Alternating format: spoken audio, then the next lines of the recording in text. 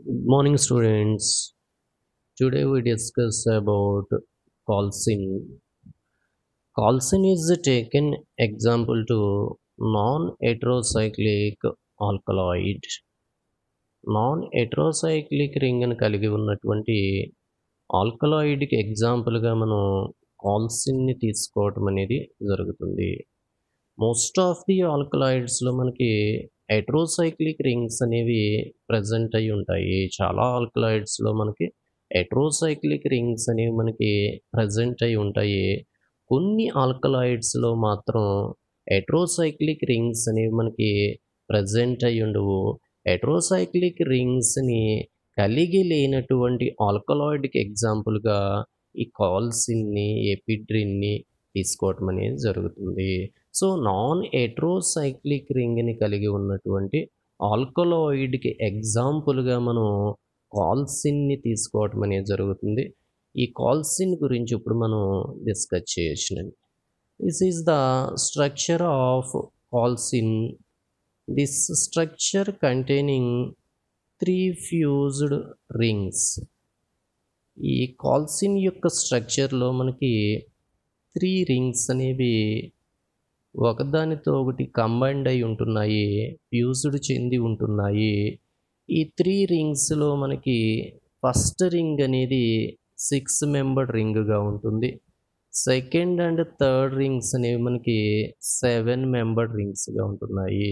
ఈ కాల్సిన్ యొక్క స్ట్రక్చర్‌లో మనకి ఫస్ట్ రింగ్ అనేది ఈ ఫస్ట్ రింగ్‌ని క్యాపిటల్ ఏ తోటి ఇండికేట్ చేయడం జరుగుతుంది. సెకండ్ రింగ్‌ని క్యాపిటల్ బి తోటి ఇండికేట్ చేస్తాము. థర్డ్ రింగ్‌ని క్యాపిటల్ సి తోటి ఇండికేట్ చేయడం జరుగుతుంది. సో, ఈ 3 రింగ్స్‌లో మనకి క్యాపిటల్ ఏ రింగ్ అనేది 6 మెంబర్డ్ రింగ్‌గా ఉంటుంది. క్యాపిటల్ బి మరియు క్యాపిటల్ సి రింగ్స్ అనేవి మనకి 7 మెంబర్డ్ రింగ్స్‌గా ఉండటం జరుగుతున్నాయి. అలాగే ఈ స్ట్రక్చర్‌లో మనకి 4 OCH3 గ్రూప్స్ అనేవి ప్రెజెంట్ అయ్యి ఉంటాయి. కాల్సిన్ యొక్క స్ట్రక్చర్‌లో 4 OCH3 గ్రూప్స్ అనేవి ప్రెజెంట్ అయ్యి ఉంటాయి. అలాగే C double bond O group అనేది ప్రెజెంట్ అయ్యి ఉంటుంది. కార్బోనైల్ గ్రూప్ అనేది, కీటోనిక్ గ్రూప్ అనేది ప్రెజెంట్ అయ్యి ఉంటుంది. ఇంకా ఖచ్చితంగా చెప్పాలి అంటే alpha, beta unsaturated ketonic group అనేది ఇక్కడ మనకి ప్రెజెంట్ అయ్యి ఉంటుంది. దీంతో పాటుగా మనకి ఎసిటమైడ్ గ్రూప్ అనేది కూడా మనకి ప్రెజెంట్ అయ్యి ఉంటుంది. ఓకే. కాల్సిన్ యొక్క స్ట్రక్చర్‌ని గాని మనం స్టడీ చేసినట్లయితే ఈ కాల్సిన్ యొక్క స్ట్రక్చర్‌లో 3 రింగ్స్ అనేవి ఫ్యూజ్డ్ అయ్యి ఉంటున్నాయి. ఈ 3 రింగ్స్‌లో ఫస్ట్ రింగ్ అనేది 6 మెంబర్డ్ రింగ్‌గా ఉంటుంది. సెకండ్ అండ్ థర్డ్ రింగ్స్ అనేవి 7 మెంబర్డ్ రింగ్స్‌గా ఉంటున్నాయి. అలాగే ఈ యొక్క స్ట్రక్చర్‌లో మనకి 4 OCH3 గ్రూప్స్ అనేవి ప్రెజెంట్ అయ్యి ఉంటున్నాయి. అలాగే కార్బోనైల్ గ్రూప్ అయినటువంటి కీటోనిక్ గ్రూప్ అనేది ప్రెజెంట్ అయ్యి ఉంటుంది. దీంతో పాటుగా మనకి ఎసిటమైడ్ గ్రూప్ అనేది కూడా ప్రెజెంట్ అయి ఉంటుంది. Colcin belongs to tropulone alkaloid. This colcin is isolated from Colchicum autumnal seeds. It is Liliaceae family. ఈ కాల్సిన్ అనేది మనకి ట్రోపులోన్ ఆల్కలాయిడ్కి చెందుతుంది.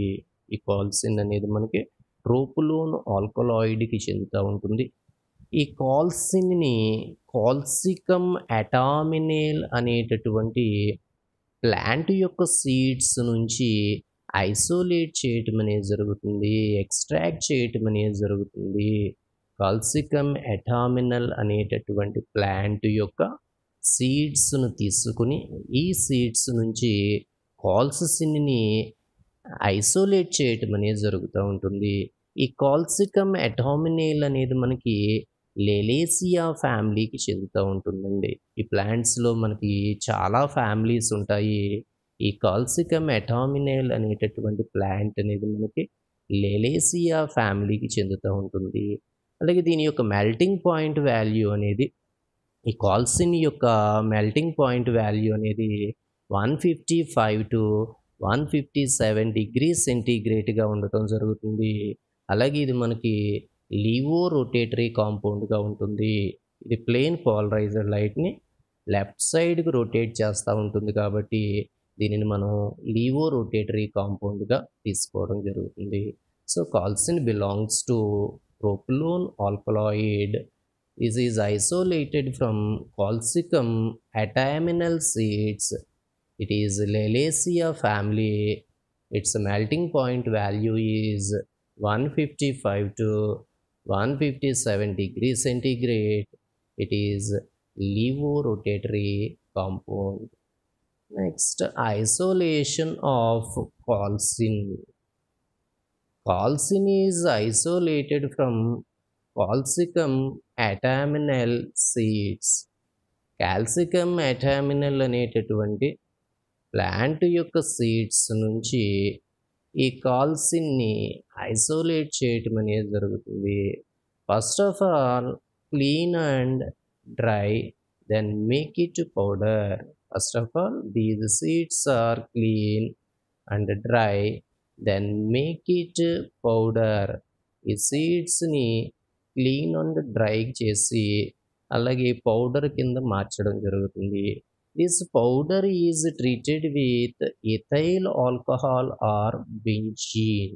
ఈ పౌడర్ని ఇథైల్ ఆల్కహాల్ ఆర్ బెంజీన్ తోటి ట్రీట్ చేసి అప్పుడు లభించేటటువంటి ఎక్స్ట్రాక్ట్ని ఎవాపరేషన్ ప్రాసెస్కి గురి చేసినప్పుడు రెసిడ్యూ అనేది లభిస్తూ ఉంటుంది.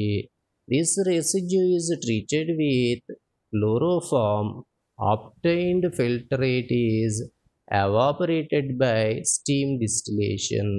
ఈ రెసిడ్యూని క్లోరోఫామ్ తోటి ట్రీట్ చేసి అప్పుడు లభించేటటువంటి ఫిల్టరేట్ని స్టీమ్ డిస్టిలేషన్ ప్రాసెస్కి గురి చేసినప్పుడు మనకి సిరపీ ఎక్స్ట్రాక్ట్ అనేది లభిస్తూ ఉంటుంది.